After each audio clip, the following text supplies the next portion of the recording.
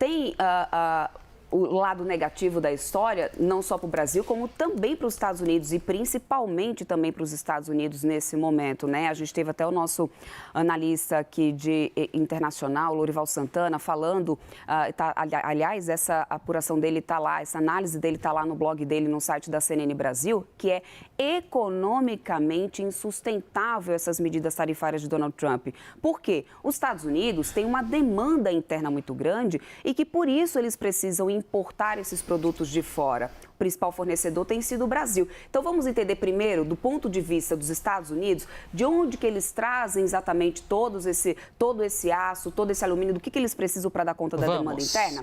Eu trouxe aqui alguns recortes para vocês, tanto das exportações, das importações dos Estados Unidos, né, de onde que eles trazem esse aço para poder dar conta dessa demanda interna, como também depois eu vou mostrar para vocês quem é o nosso maior cliente nesse setor.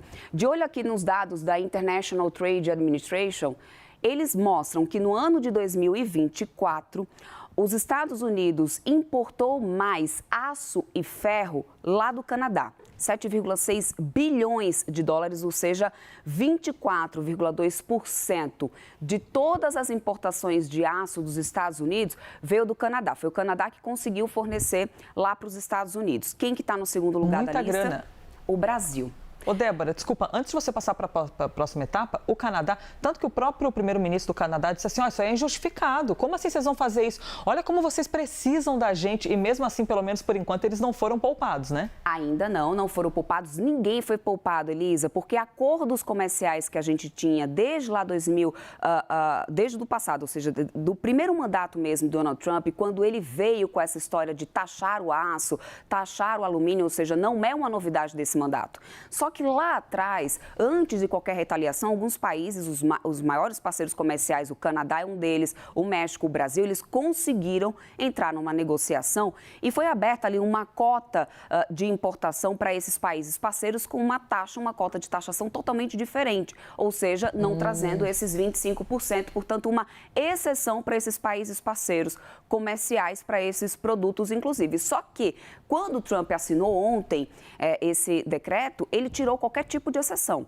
É a mesma tarifa de 25% para todo mundo. Gente. O que o mercado acredita, Elisa? Que diante desse cenário, dessa dependência que os Estados Unidos têm de outros países, como, por exemplo, o Brasil, que está no segundo lugar desse ranking, ou seja, quase 15% das importações de 2024 para os Estados Unidos, veio do Brasil. Foi do Brasil que eles conseguiram realmente aço e alumínio e ferro, enfim, no geral, para poder conseguir dar conta da demanda interna, da sua indústria, de tantos outros setores que precisam dessas matérias-primas. Então, portanto, o Brasil está no segundo lugar do ranking, depois a gente tem o México, Coreia do Sul e a Alemanha.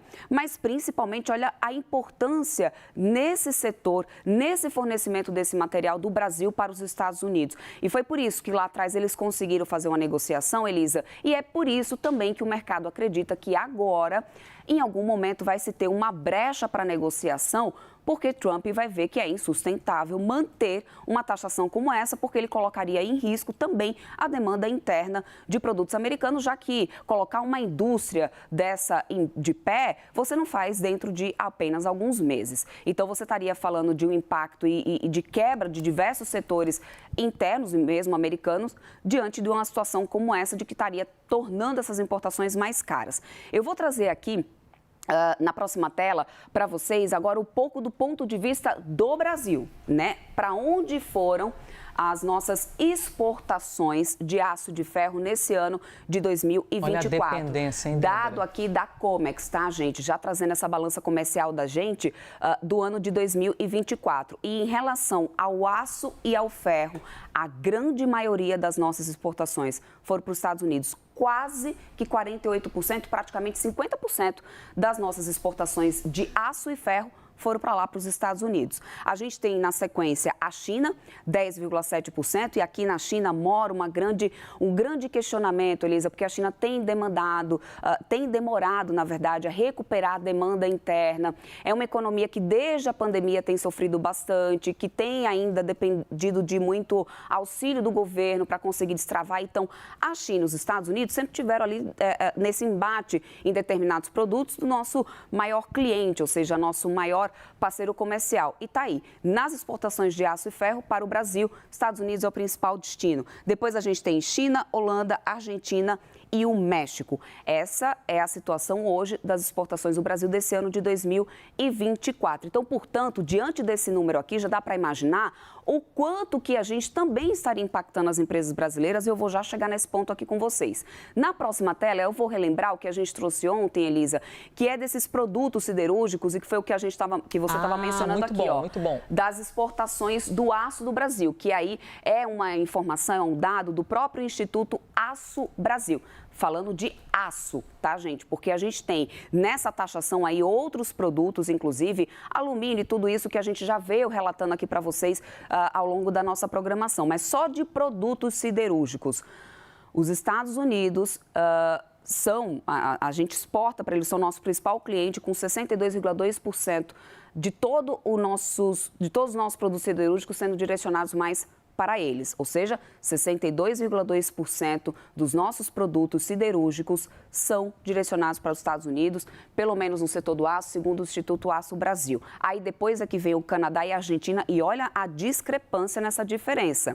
Quais produtos siderúrgicos? Foi aí que a gente entrou naquele debate ontem do que seria, por exemplo, o vergalhão, do que seria aço de carbono. Está aqui, ó. Ótimo. Principais produtos siderúrgicos, aço carbono, vergalhões e bobinas a quente, que são aquelas bobinas gigantescas com aquelas placas, né, de aço que vão diretamente para a indústria, muitas delas indústrias automobilísticas e por aí vai.